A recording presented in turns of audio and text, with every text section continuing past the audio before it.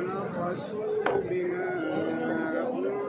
أنزل إليه من ربه والمؤمنون كل آمن بالله وملائكته وكتبه ورسله